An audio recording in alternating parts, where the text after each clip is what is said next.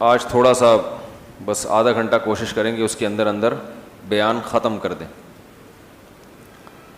آج ہم نے سورہ لقمان پڑھی ہے. وَإِذْ قَالَ لُقْمَانُ لِابْنِهِ وَهُوَ يَعِظُهُ يَا بُنَيَّ لَا تُشْرِكْ بِاللَّهِ. لقمان علیہ السلام پچھلی امتوں میں یا تو کوئی پیغمبر گزرے ہیں یا کوئی بزرگ گزرے ہیں. اللہ نے ہمیں ان کے بارے میں اس سے زیادہ نہیں بتایا. تو ہم ایمان رکھتے ہیں اللہ اگر پیغمبر تھے تو بھی ہم ایمان رکھتے ہیں, اگر وہ تیرے ولی تھے پیغمبر نہیں تھے تو بھی ہم ایمان رکھتے ہیں. تو نہ ہم انکار کریں گے نہ اقرار کریں گے. بہرحال کوئی بڑے اللہ والے تھے تبھی اللہ نے ان کی نصیحت کو قرآن میں بیان کیا. پتہ چلا کہ بزرگوں کے اقوال بیان میں سنانے میں کوئی حرج بولو بھائی نہیں. یہ تو اللہ کی سنت ہے.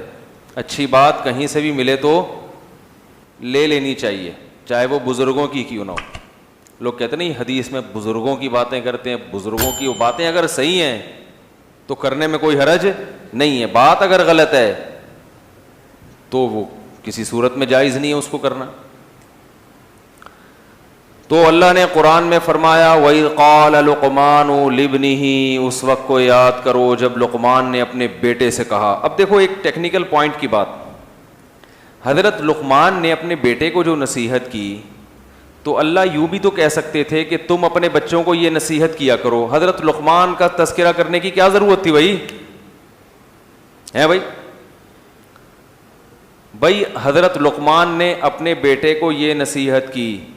یہ واقعہ اللہ میں سنا رہے ہیں, مقصد تو یہی ہے کہ جب انہوں نے کی تو تم بھی کرو. تو ڈائریکٹ اللہ خود ہی کہہ دیتا. حضرت لقمان کے اس واقعے کو بیان کرنے کی کیا ضرورت تھی بھائی. ڈائریکٹ اللہ کہہ دیتا کہ حضرت لقمان نے یہ نصیحتیں کی تو چھوڑو لقمان کو, میں تمہیں بتا رہا ہوں کہ تم نے کیا کرنا ہے, اپنے بچوں کو یہ 1 2 3 4 5 یہ نصیحتیں اپنے بچوں کو کر دیا کرو. تو بات تب بھی تو کمپلیٹ ہو جاتی نا. لیکن اللہ نے عنوان کیا اختیار کیا کہ لقمان نے اپنے بیٹے کو یہ سمجھایا. آگے یہ نہیں کہا کہ تم بھی یہ سمجھاؤ. اس سے پتہ چلا میرے بھائی کہ نصیحت کرنے کے مختلف انداز ہوتے ہیں. بعض دفعہ آپ کسی کو نصیحت کرتے ہیں خود یہ کرو یہ کرو یہ کرو, بعض دفعہ کسی بزرگ کا واقعہ سنا دیتے ہیں کہ ان بزرگ نے یہ کہا تھا,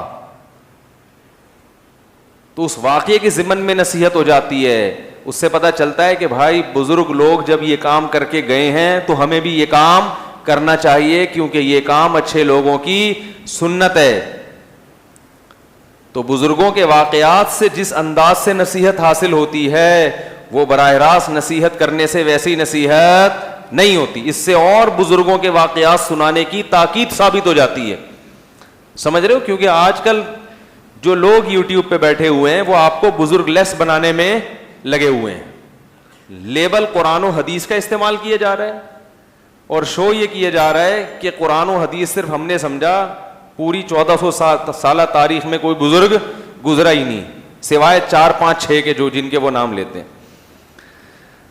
تو ہر دور میں بزرگ چلے آ رہے ہیں جو اچھی اچھی باتیں کیا کرتے تھے, اچھے عمل کیا کرتے تھے. اللہ ان کے واقعات کو اور قرآن میں جگہ دیتا ہے. احادیث میں تو بہت ہیں ایسے واقعات.